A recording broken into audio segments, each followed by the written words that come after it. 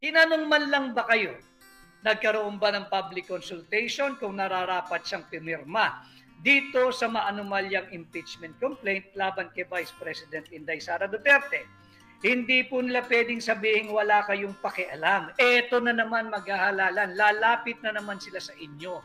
Sila po ay aplikante. Matatapos po ang kanilang kontrata bilang trabahante natin, trabahante ninyo sa inyong mga distrito before noon of June 30, 2025. Humihingi po sila ng contract renewal.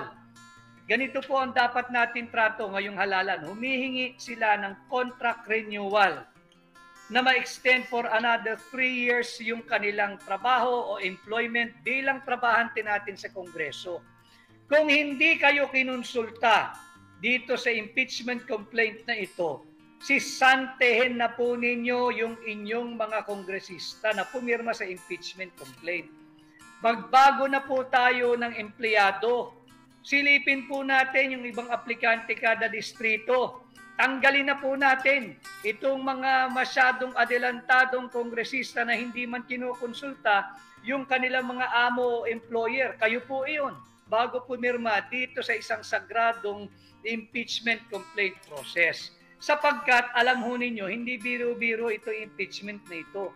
Hindi po tayo pagbubuuin nitong impeachment na ito, lalo tayong pagwawatak-watakin. Dapat po nga itong mga dapat iniimbestigahan ng NBI at saka nung pambansang pulisya. Di ba, di pa na yung kwento na karamihan sa kanila, kung hindi man lahat, ay napilitang pumirma at i-endorso yung impeachment complaint dahil may pangakong 25 million di umano at 25 million na AIX at 25 million na AKAP. Wala namang nagsasalita, walang nagde-deny at may nagsasabi pa, umiikot ang balita, 100 million daw worth of infrastructure projects. That is, any which way you look at it, that is bribery. That is direct bribery, that is indirect bribery, and could even be qualified bribery. All punishable under our revised penal code. Ay dapat yan ang iniimbestigahan. Hindi yung kung ano-ano. At kaya po natin sinasabi na hindi tayo sang-ayon dyan sa maanumalyang impeachment complaint because kami po sa hakbang ng maisog at ang buong Team Suka ay naninindigan sa rule of law. I personally always champion for the government, for the public officials, for the public officers, and for us ordinary Filipinos to always uphold, defend, and respect the Constitution. Ito pong maanumalya na impeachment complaint laban kay Vice President Inday Sara Duterte, hindi po ito produkto ng rule of law. Ito po'y pagsasalaula sa ating saligang batas. Sapagkat, ulitin ko ang ating Article 11, Section 4, ang sinasabi dapat verified impeachment complaint. Pag sinabi pong verified impeachment complaint, dapat po ito'y base sa kanilang personal knowledge or authentic records. Malinaw po yan sa saligang batas. Gumamit pa po tayo ng isang basihan o pundasyon. Sabi po sa Rule 7, Section 4 of the Rules of Court, alam po ito ng mga abogado at ng mga law students. Nakasaad po dyan, ano ba ibig sabihin ng verified complaint? Ibig mong sabihin, dapat ito ay base sa kanilang personal knowledge, nabasa nila, at merong mga supporting authentic documents. Hindi yun po basta na lamang pumirma dahil merong pangako na AKAP, na AIX, na pondo para sa infrastruktura sa kanilang distrito o kung anumang proyekto. Sapagkat pag yan ang naging basihan, hindi po personal knowledge yun. Personal advantage po maaari, pero hindi personal knowledge. At yan nga po ay isang form of bribery. It could be direct bribery, it could be indirect bribery, and could even be qualified bribery. Hindi nga po kasi ito ayon doon sa hinihingi ng ating saligang batas na verified impeachment complaint. Nabanggit ko na po yung requirement ng ating saligang batas, yung Article 11, Section 4, nandyan din yung ating Rules of Court, Rule 7, Section 4, pati po ang sariling rules of procedure ng House of Representatives. Diyan po sa kanilang Rule 2, Rule 2 Section 3 ng sariling rules ng House of Representatives. Ang hinihingi po dapat ay base sa kanilang personal knowledge at base sa authentic document.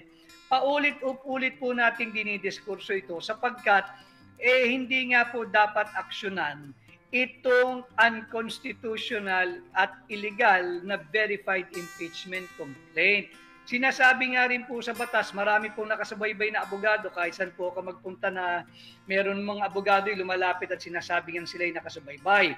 Alam mo ninyo, meron tayong prinsipyo sa batas na false in one, false in everything.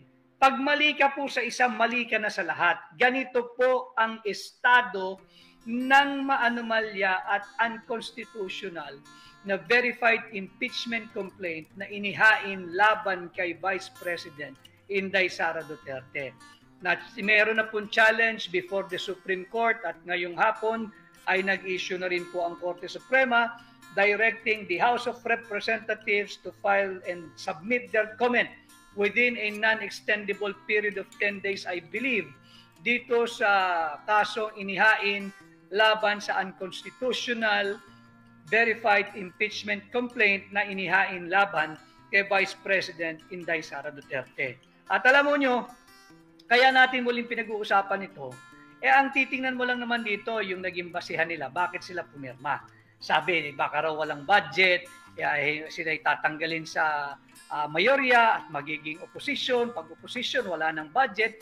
So makikita natin, hindi po base sa prinsipyo yung kanilang pagpirma at pag-aproba nitong verified impeachment complaint laban kay Inday Sara Duterte.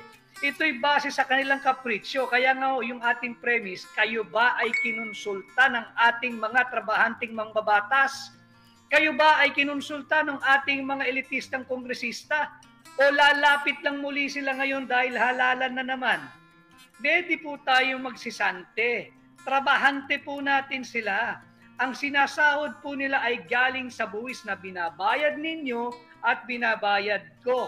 Yung contribution natin sa nation building, pati na ng mga negosyante at ordinaryong manggagawa sa gobyerno. Sisantihin natin, singilin natin, panagutin natin. Yan naman ang hinihingi ng hakbang ng maiso, transparency and accountability. Singilin natin sila, bakit kayo pumirma ng hindi kinukonsulta ang inyong mga employers? Sino yung employers? Tayo po, yung mga bumoboto sa kanila kada distrito. Atin po silang singilin dahil hindi naman base sa prinsipyo yung kanilang pagpirma dito sa impeachment complaint laban kay Vice President Inday Sara Duterte.